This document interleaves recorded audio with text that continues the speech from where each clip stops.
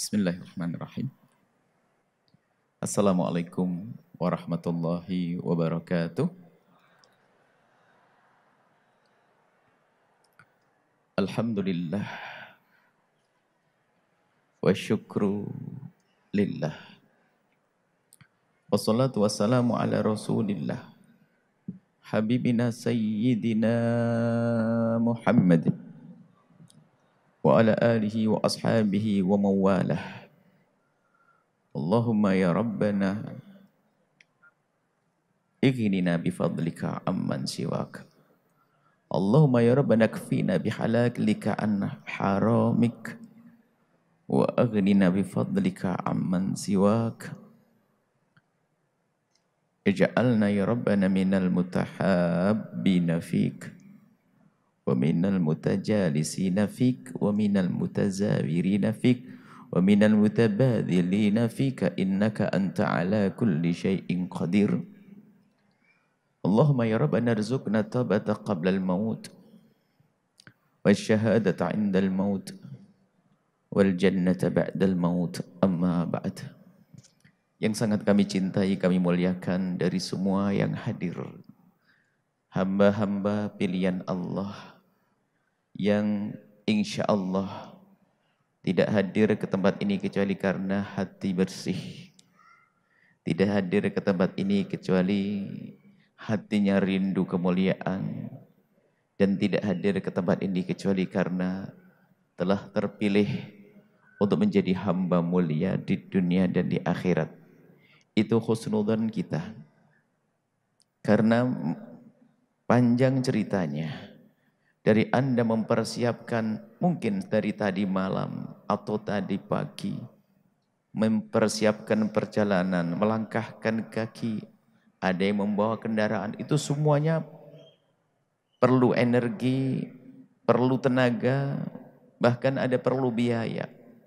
Lalu Anda menginjakkan kaki di tempat mulia ini, maka husnudzon kami karena Anda dipilih oleh Allah Subhanahu wa taala.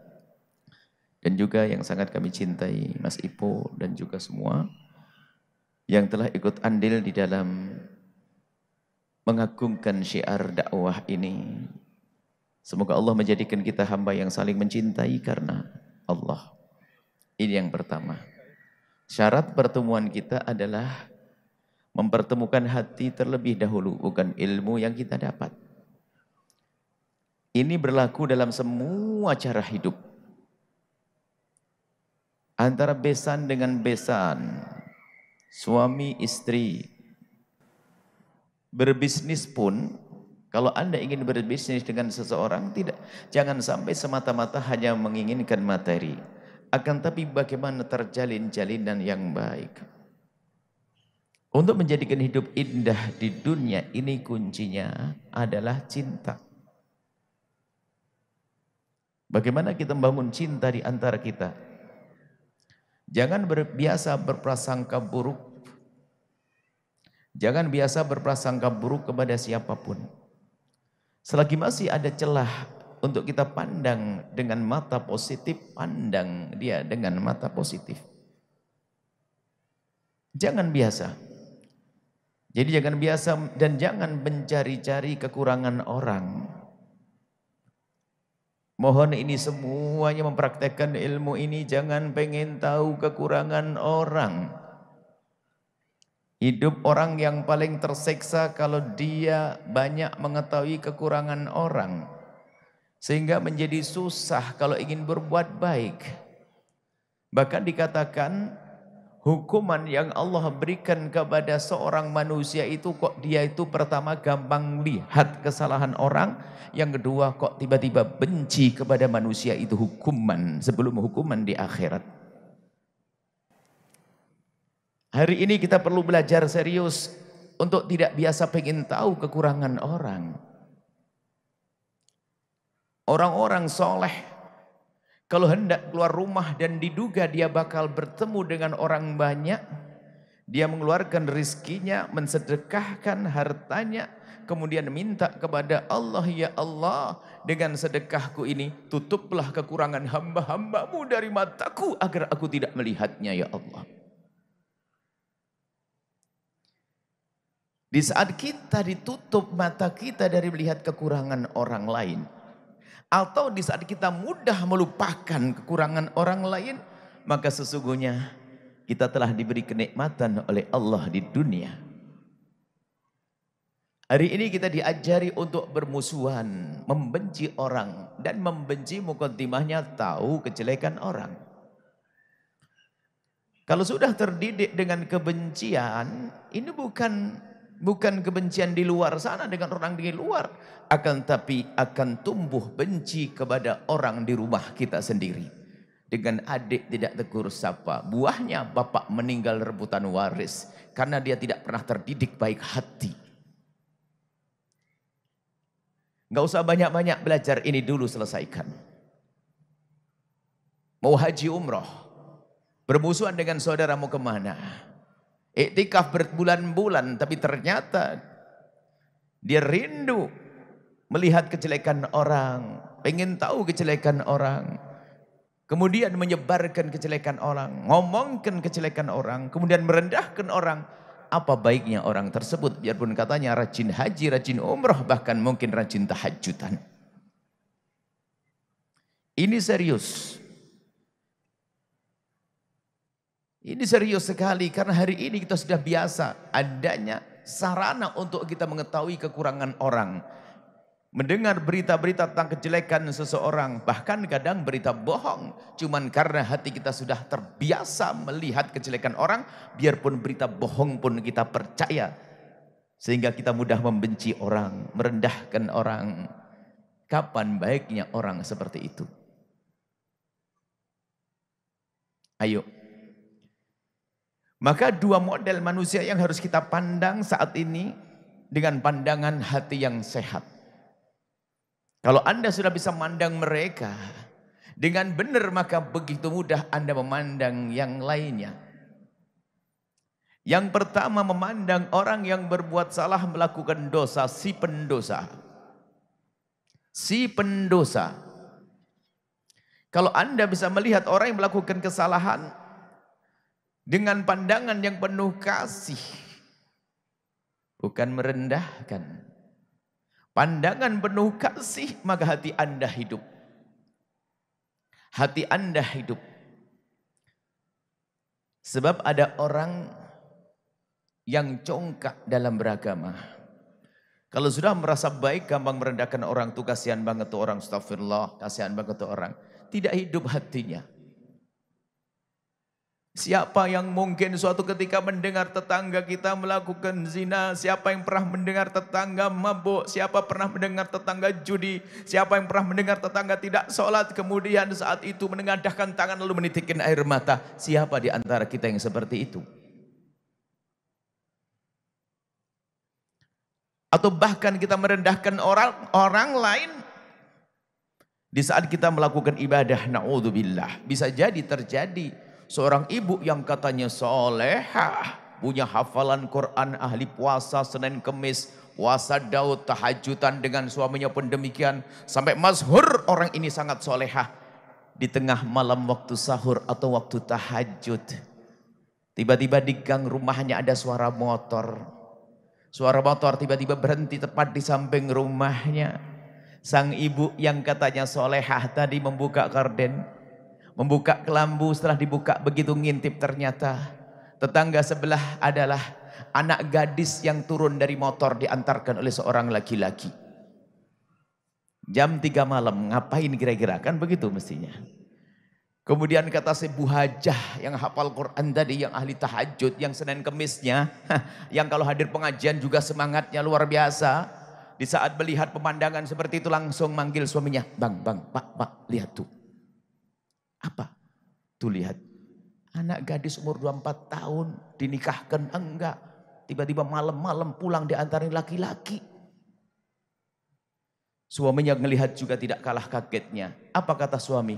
Oh itu, berarti sama persis. Ibunya dulu juga begitu. Wah, Ternyata yang digunjing bukan anaknya, ibunya dibawa-bawa. Padahal dia lagi tahajudan, tahajud model apa seperti itu. Kalau memang dia orang tulus kepada Allah, melihat tetangganya seperti itu, langsung ditutup gorden, nutikan air mata. Ya Allah, itu tetanggaku ya Allah. Semoga bukan karena apa-apa. Semoga hanya karena kehabisan angkot. Semoga karena kehabisan transportasi. Semoga tidak terjadi apa-apa. Menangis dia seharusnya. Cuman dasar orang ibadah tertipu melihat pemandangan semacam itu. Lalu malah berkata, ya kasihan, astagfirullah. Ya Allah, pakai astagfirullah tapi ngejek orang lain. Ibadah itu harus ada buahnya. Kalau ibadah benar, buahnya akan punya pandangan baik kepada manusia. Jangan biasa merendahkan hamba Allah. Hei hamba Allah. Inilah asas perkumpulan kita. Baru nanti akan terjalin perkumpulan yang indah dan indah. Tidak ada ustadz merendahkan murid. Para kekasih Allah, kalau ada orang jahat datang, orang tobat datang ke majelisnya, dia itu pandangannya tidak akan pindah dari orang tersebut. Dia terheran-heran, kok bisa orang ini tobat? Padahal dia adalah selama ini bergelimang dengan syahwatnya. Kalau dia bisa ke sini, berarti dia telah jihad yang luar biasa. Dianggap mulia, bukan direndahkan. Ya, ini sudah kayak punya sorga petenteng, petantang, petenteng ke sana kemari merendahkan orang lain. Hei hamba Allah, yang rajin tahajud, yang punya hafalan Quran, yang rajin Senin Kemis, bersyukurlah kepada Allah karena Anda telah dimudahkan untuk kebaikan. Tapi sekarang tata pandangan Anda, benahi pandangan Anda melihat orang-orang yang bermaksiat, apa yang ada di hati Anda. Inilah ibadahnya para kekasih Allah, waliullah. Kalau sholat duha gampang digerakkan saja. Undang ke masjid, nanti ada bingkisan pada sholat duha. Tahajudan sudah disuarakan saja, nanti juga ada bingkisan tahajud. Tapi membersihkan hati ini tidak gampang. Kemudian, karena ini masih belum, kita akan membahas satu hal yang amat penting yang ada hubungannya dengan yang sudah dibahas oleh Mas Ipo. Tapi ini mukaddimah. Biasakan jadi orang itu seperti itu. Jangan mudah merendahkan. Biarpun Anda katanya ustadz atau ustadzah. Ketahuilah itu gelar di dunia. Tidak jaminan ustadz masuk surga. Kalau hatinya tidak baik, ternyata neraka pertama kali dinyalakan oleh Allah untuk orang yang belajar Al-Quran, punya ilmu agama. Akan tapi dia belajar itu semua bukan karena Allah. Untuk merendahkan orang lain. Agar dianggap dia lebih hebat dari yang lainnya, masuk neraka kok. Ayo kita tata hati kita untuk bisa memandang orang lain dengan pandangan kasih. Jangan sekali-kali pandang orang dengan pandangan merendahkan. Kemudian setelah Anda jangan melihat kekurangan orang, jangan mencari-cari kesalahan orang. Dan di saat engkau terlanjur melihat kekurangan orang lain, ini lebih berat lagi. Berusahalah Anda untuk melupakan, jangan membicarakan aibnya orang lain, jangan menggunjing orang. Menggunjing adalah dosa, dosa besar yang hampir tidak dicermati adalah menggunjing. Ngomongin kejelekan orang, dan kalau sudah menggunjing ini halus, nikmat, asyik. Di mimbar pun orang bisa menggunjing. Ustadz bisa saja begini sebab tahu, enggak sama ini, gini tak sudah paham, orang ketawa semua. Maksudnya siapa? Itu ada gunjing itu. Di atas mimbar bisa menggunjing. Bahkan mungkin seorang ibu-ibu semangat dengar gunjing haram, gunjing dosa. Wah, mangguk-mangguk semangat. Ustadznya belum selesai tutup mulut. Ternyata sang ibu sambil nyewel temannya. Tuh lihat yang kerudung merah itu loh suka gunjing. Dia nggak sadar kalau begini ini juga gunjing.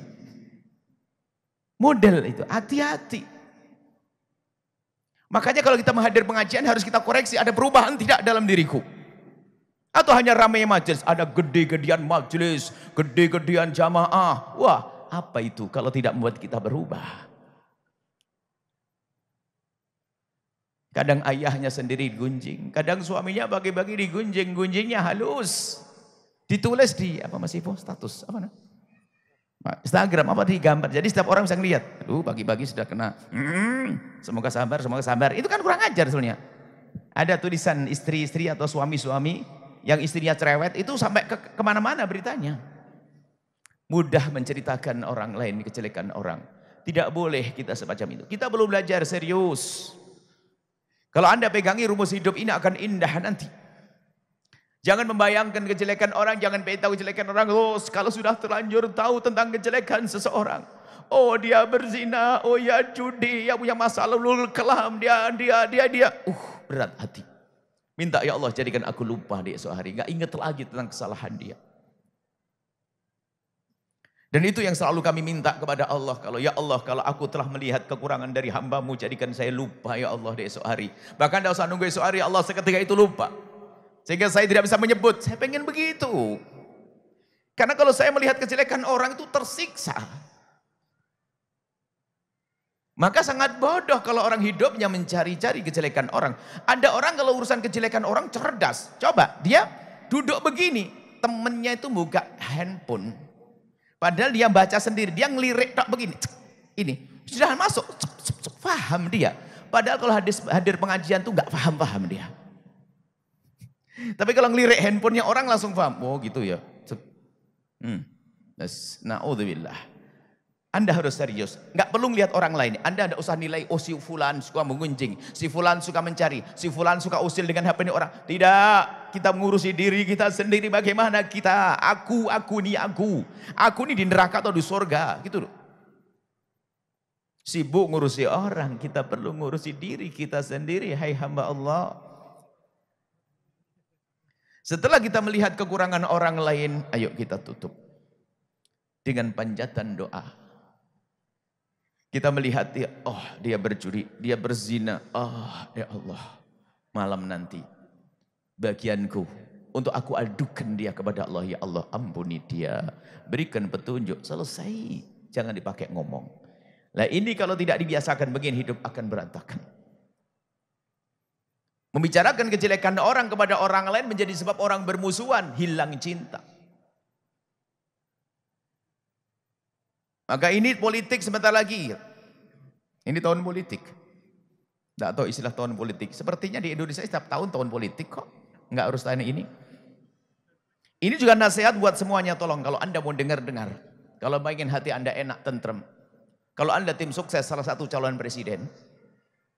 Tolong catat semuanya dan gedekan, sebarkan kalau perlu. Sederhana, agar hidup Anda indah.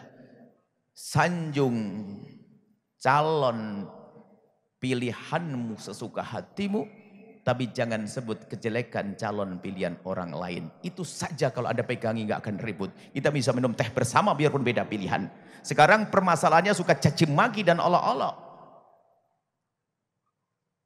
Ingat, sanjung calon pilihanmu sesuka hatimu, tapi jangan kau caci calon pilihan orang lain. Sebab kalau kita lacak-lacak semuanya punya kekurangan. Saya pun punya kekurangan karena Anda jarang kumpul saja, kan begitu. Kalau Anda kumpul ya bakal tahu kekurangan kita. Makanya jangan sibuk kita melihat kekurangan orang. Selesai.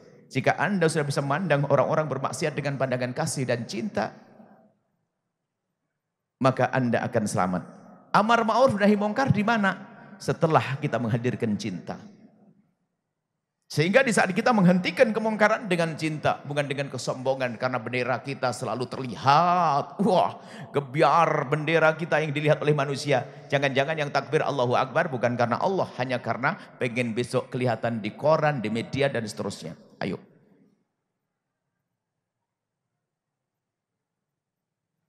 Kita pun juga tidak suudzon. Contoh Laskar Jihad Al-Bahjah. Wah. Laskar Jihad Al-Bahjah. Ada mungkaran langsung Allahu Akbar. Ntar dulu, kau nangis belum tadi malam? Ngaku-ngaku Laskar Al-Bahjah. Malamnya ngadu kepada Allah. Doain itu kemungkaran. Jangan pandai teriak-teriak saja. Kita perlu nata hati, hai hamba Allah. Bukan action. Kemudian yang kedua adalah, jadi kalau kita sudah bisa memandang yang bermaksiat pun dengan pandangan kasih, begitu mudah kita memandang orang-orang baik. Yang kedua adalah memandang orang yang bermasalah dengan kita. Jika ada orang berbuat salah kepada kita, urusan pribadi kita bukan urusan agama, pastikan Anda menjadi orang yang lapang hati, mudah memaafkan. Termasuk hidup tersiksa adalah orang yang gampang sensitif, yang gampang tersinggung. tersinggung perasaannya, sakit. Sehingga semua orang dianggap merasa menyakiti dia. Padahal hanya karena hatinya sensitif. Hatinya hati kotor, pendendam. Orang dendam tuh capek. Coba kalau Anda disakiti orang, lupa, selesai, enak. Anda dicaci sama orang, selesai, lupa. Tapi dasar si pendendam, ingat fulan, sampai menitnya, jamnya tahu, detik ini. Ditulis. Makanya itu dihapus saja bintang itu di NWA. Ada orang ngomong jelek di SMS, langsung dikasih bintang biar awet nancep di hati. Enggak begitu, biarkan hapus biar segera terlupakan. Ada orang berbuat salah dengan kita. Ini perlu belajar serius. Nah, kalau sudah nih, orang yang berbuat salah kita doakan dengan doa kebaikan. Biasakan memang berat. Kalau bukan berat, kalau tidak berat bukan kerjaannya para orang wali, para waliullah. Waliullah kerjaan semacam itu. Sehingga wal kadhiminal ghaidha, kalau disakiti sama orang, dicaci sama orang, difitnah sama orang, wal kadhiminal ghaidha, menahan amarah, setelah menahan amarah, wal afina anin nasi, memaafkan. Wallahu yuhibbul muhsinin, dan Allah senang dengan orang-orang berbuat baik. Alangkah indahnya kalau hati kita pemaaf. Maka siapapun yang merasakan dirinya ternyata sensitif, udah marah, emosi dan seterusnya, ayo ditata hatinya, belajar perlahan demi perlahan. Pertama dan utama, biasakan manjatkan doa kemuliaan untuk orang tersebut. Doakan, mulailah dari itu yang diajarkan baginda Nabi Muhammad sallallahu alaihi wasallam. Selesai. Dan pesan inilah yang selalu kami sampaikan dalam hidup ini. Kita selama ini akhir-akhir ini sering diadu domba. Sekarang sudah hebat pengadu domba, ulama diadu domba. Kita lihat berantemnya ustadz dengan ustadz juga tidak berakhir. Masya Allah, luar biasa. Caci maki, olok-olokan. Kok hobi berantem? Wah, ini luar biasa. Maka orang hebat, pendekar hebat tidak bisa diadu domba. Anda jangan mau diadu domba dengan saudara Anda. Tidak bisa. Orang hebat kok diadu domba. Orang yang mudah diadu domba itu si bodoh. Domba. Manusia kayak domba, mudah diadu domba. Nggak bisa diadu domba. Itu saudaraku, tapi dia kurang ajar sama kamu kok. Ya biarin dong, semoga Allah ngampuni, selesai. Yang adu domba pusing dia. Ini orang diadu nggak bisa. Coba marah, yang bener tuh. Iya, ini fotonya. Tuh loh, voice-nya. Ini voice-nya. Wah, didengarkan. Anda mengiyai, oh tambah semangat, itu setannya. Berubah-ubah jadi iblis. Iblis setan. Nggak ada perlunya. Baik, inilah rumus hidup. Kemudian kita sambungkan. Selesai, ini untuk menata diri kita. Dengan sesama manusia. Kemudian ada lagi kita. Urusan kita yang kadang menjadi ribet. Urusan dengan dunia. Kita sering ketemu dengan Mas Ipo. Umat Islam itu harus kuat. Dan kita lihat potensi dahsyat. Yang bisa bangkit, hai umat Islam. Tapi bangkit dengan hati yang penuh keimanan. Tidak dianjurkan kita menjadi orang, maksudnya tidak dianjurkan, tidak boleh kita memiskinkan diri. Yang ada adalah miskin karena memang Allah berlakukan kepadanya kemiskinan. Kita membuang harta haram kok. Yang boleh bersedekah. Menghambur-hamburkan harta haram kok. Membeli sesuatu yang tidak bermanfaat itu nggak boleh loh ya. Kenapa? Nggak boleh kita mau hambur-hamburkan harta. Maka orang Islam ini harus bangkit.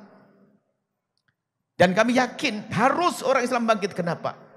Jika Islamnya benar, Islamnya baik, kemudian dia bangkit menjadi orang yang kaya, maka akan tentram dunia. Kenapa? Islamnya yang menjadikan dia damai dan tentram. Sebab kekayaan, kalau seorang Muslim kaya, kemudian dia beriman, berakhlak mulia sesuai dengan yang diajarkan Nabi, maka dia pun senang berbagi kebaikan kepada siapapun, biarpun kepada orang di luar Islam. Kita berpikir untuk maju dalam urusan usaha, bisnis dan sebagainya. Cuman akan kami dasari. Yang pertama, jalani hidup. Ini kita tinggalkan urusan dengan manusia sudah beres. Yang penting nanti pulang ke rumah ingat. Kalau ternyata kita, ini harus yang dua tadi, memandang orang bermaksiat dan memandang orang yang kurang ajar sama kita. Kalau Anda bisa menata hati Anda dengan dua orang ini, maka dengan yang lainnya begitu mudah. Hati penuh kasih dengan orang yang jahat sama kita, hati. Maka ketahuilah, itu kalau kita terapkan, kita kembangkan, maka begitu mudah tergugah hatinya di saat mendengar saudara-saudara kita di Palestina dibantai. Sebelum pindah ke harta, kita ulang lagi, saya ingat Palestina hari ini. Orang bicara tentang Palestina atau hatinya mati, hanya cerita saja, share, mati hatinya. Tapi kalau hatinya hidup dengan sesama, saya harus penuh kasih dengan saudaraku, maka di saat bicara tentang Palestina akan bangkit. Akan begitu mudah menolong saudara yang di sana. Menolong umat Nabi Muhammad, bukan saja di Palestina, dimanapun berada. Sehingga hidup kita bermanfaat. Ini ada yang teriak-teriak, Palestina harus kita bela dan sebagainya. Jangan-jangan hanya tangannya terangkat, suaranya yang lantang. Hatinya di mana? Mana panjatan doamu? Mana rupiahmu yang sudah kau keluarkan untuk Palestina? Mana? Kok pandai teriak-teriak saja? Suatu ketika ada yang bertanya kepada kami tentang Palestina. Sebelum menjawab, Anda tidak perlu mengangkat senjata ke sana. Mengangkat senjata ada aturannya. Jujur yang bertanya, kita, apakah Anda sudah berdoa setiap sholat? Masih diam dia. Apakah Anda sudah mengeluarkan rizki dari kocek Anda? Kalau belum, teriakan Anda, pertanyaan Anda adalah bohong. Kalau memang Anda punya hati spontan itu, nggak bisa ditunda-tunda. Hati hidup. Maka jangan mau mendengar tentang isu-isu yang melemahkan semangat kita untuk membantu.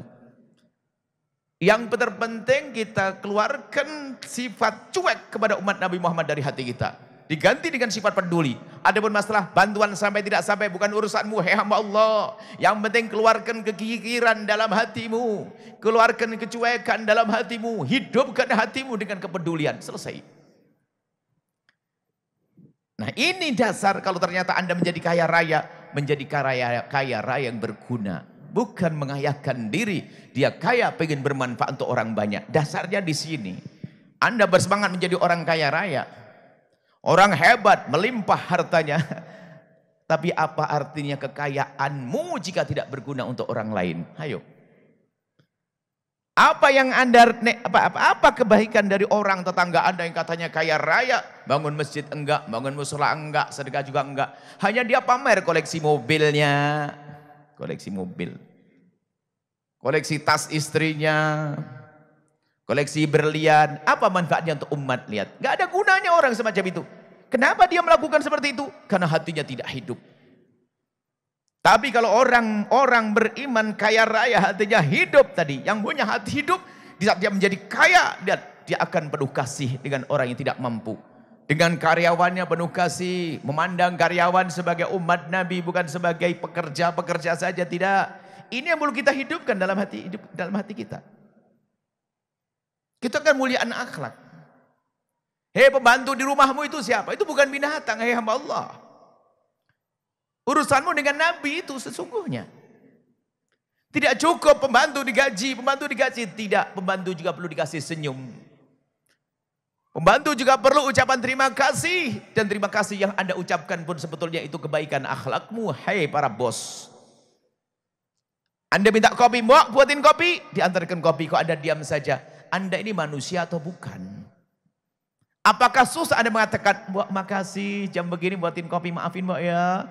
Sambil kalau dia sambil menepuk pundaknya karena mungkin dia lebih tua dari kita, dia mengabdi di rumah kita, atau lebih mudah kita makasih Mbak, makasih. Apa sih salahnya berakhlak mulia seperti yang diajarkan Nabi? Jangan jadi orang kayak monster.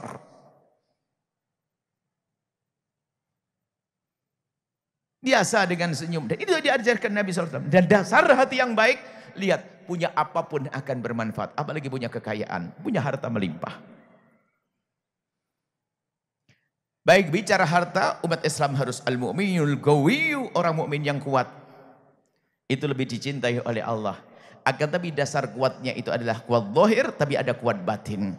Kuat batin adalah yang tidak terpesona kecuali dengan yang halal. Itu kuat batin. Yang tidak terpesona kecuali yang halal. Haram, no. Peluang besar, tidak. Dia punya iman, dia kuat. Jangan gampang terpesona. Hadir pengajian, nangis di depan. Terpesona dengan pinjaman apa itu namanya? Online, nyungsep dia. Ustadz lagi. Lu modelnya gimana?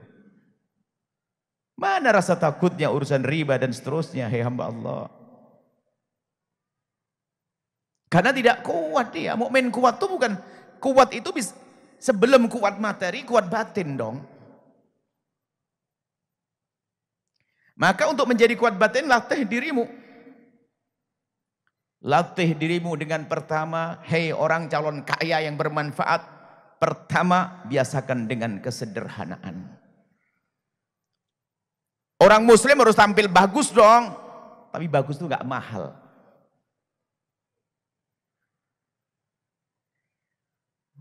Sarung gak usah pakai, berapa ada sarung harganya 800.000. Ya ada ya? 1 juta. Waduh, berapa karung beras itu? Selagi kita bisa pakai 40.000, 50.000 pakai itu gak ada masalah kok. Asalkan makainya bener, kelihatan ganteng kok, kelihatan cantik kalau seorang perempuan pakai kerudung yang bagus.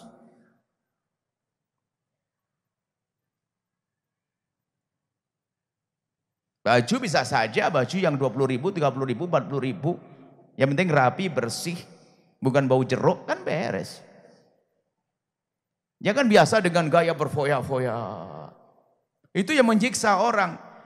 Kemudian yang kedua, sering ngutang. Jadi biasanya kalau orang hidupnya sudah nggak beraturan, hobinya ngutang. Sudah satu paket itu. Action. Kaos kaki 10.000 3, anget juga sama. Itu lihat 10.000 3.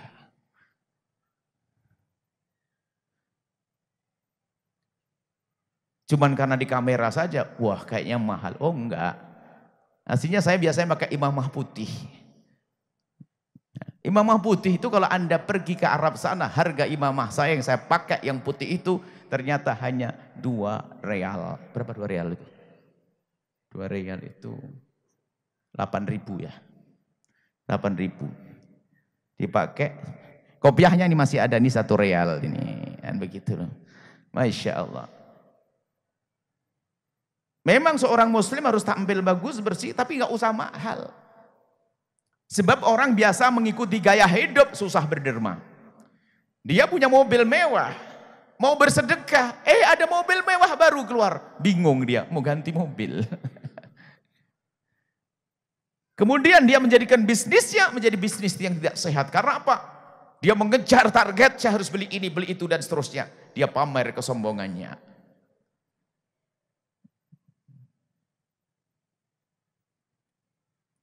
Baru di saat Anda meniti kesuksesan dalam urusan bisnis, jika Anda membiasakan dengan kesederhanaan, akan sangat mudah.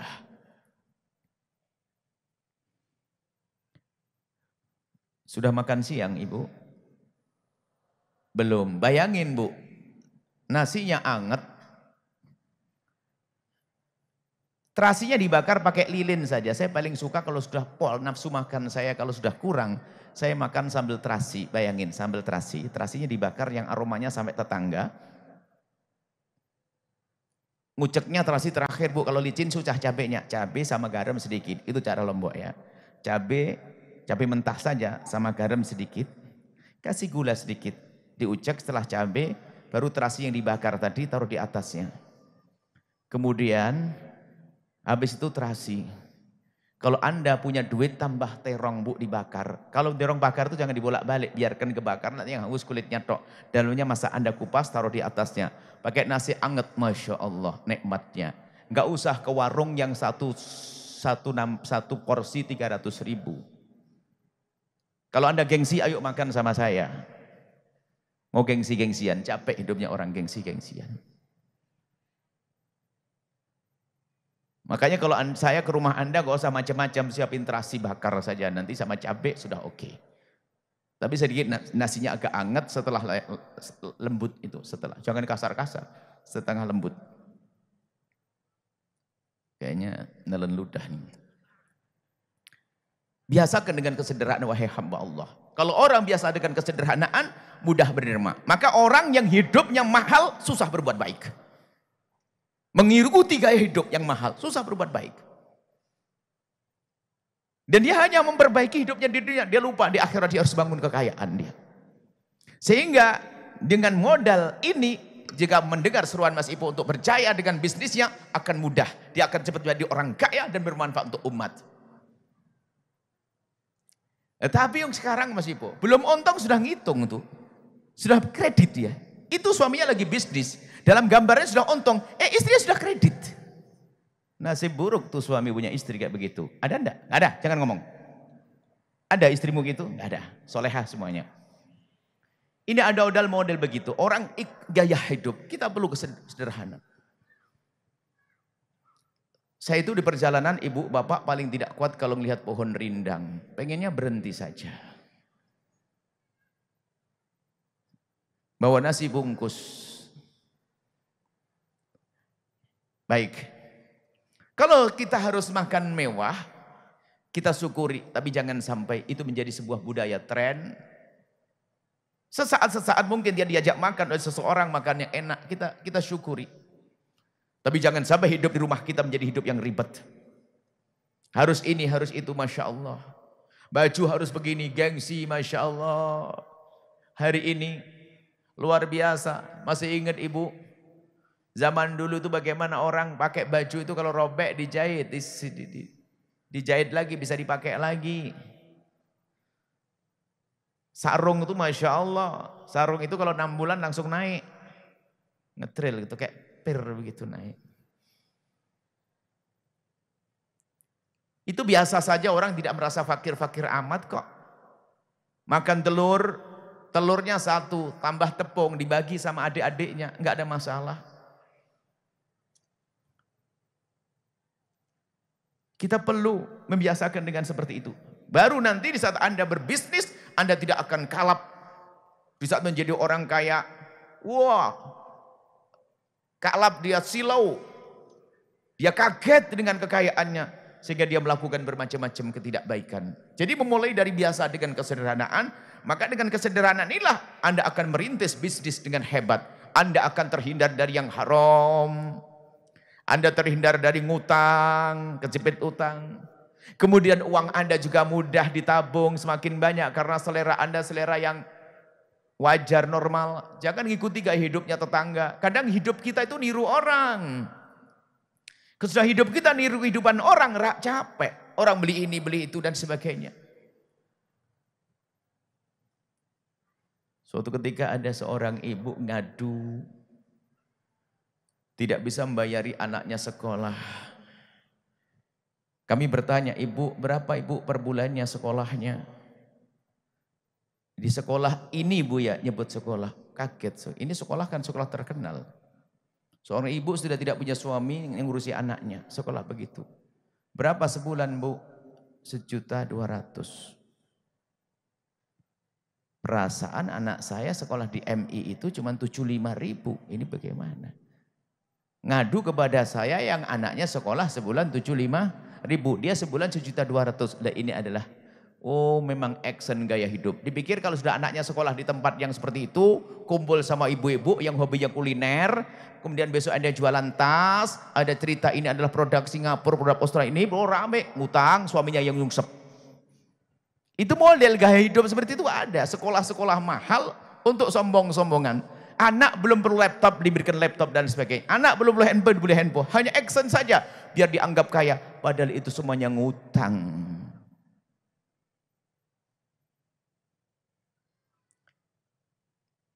Maka memang kita dengan Mas Ipo sepakat bahwasanya bagaimana memotivasi khususnya anak-anaknya orang sukses. Jangan sampai anaknya hanya menikmati kekayaan orang tuanya. Setelah itu hanya generasi pertama saja yang kaya, setelah itu nyungsep. Hidupnya nggak jelas. Anda anak muda yang ayahmu kaya, Anda harus bangkit. Dan lebih bagus, wahai anak-anakku. Menjadi orang kaya, yang dekat kepada Allah. Lihat, kalau kita menyuruh perjuangan lebih mudah. Saya pengen pondok pesantren, untuk sekolah begini, Anda yang berperan. Saya pengen begini dakwah, bangun masjid ini, Anda berperan. Nggak susah. Islam berjaya, Islam yang indah, maka masyarakat akan indah. Ini mungkin yang perlu kami serukan, ayo biasakan dengan kesederhanaan, jangan biasa sok sombong-sombongan ya. Gaya-gaya action, wah baju harus mahal begini. Kalau ternyata Anda membeli yang mahal bukan action, bukan sombong, mungkin karena Anda pengen lebih awet. Kadang anak kita pun diajari untuk sombong dengan mahal. Oh ini harganya mahal loh, ya keren, mahal. Katakan, kita bisa merubah kok kalimat. Kenapa kok Umi beli yang mahal sayang? Kalau beli mahal itu awet, karena Umi belum tentu punya uang lagi nanti. Bukan, wah mahal keren, ini hebat, dan sebagainya. Tidak seperti itu. Ini mungkin yang perlu kami hadirkan, kami ingin diskusi saja, karena pengajian tadi sudah panjang dengan Mas Ipo. Ayo semua pulang, jadi orang yang mandiri. Jangan sampai jadi peminta-pinta, ngerepoti orang lain, punya bisnis, punya usaha kecil-kecilan, yang penting halal, penuh berkah, jangan biasa jadi orang begini, ngerepoti orang, no. Berjanjilah saya yang membantu, bukan saya minta. Ada orang kerjaannya minta, ngerepoti orang, bukan begitu Islam mengajarkannya. Kalau urusan minta-minta macam-macam, orang fakir beneran ada, orang fakir pura-pura ada, atas nama ustadz minta-minta juga ada. Apalagi ustadz tuh serem banget. Ustadz kalau jadi peminta-minta halus pakai atas nama barokah. Haji, berkah-berkah Haji. Oh, ini Ustadz ngaco ini. Cincinnya bagus Haji, cincinnya ini kalau berkah-berkah doain. Ada Ustadz peminta-minta. Jadi kerja ke pasar aja nggak usah jadi ustadz. Sifat buruk meminta-minta. Itu biasanya ada hubungannya dengan gaya hidup juga.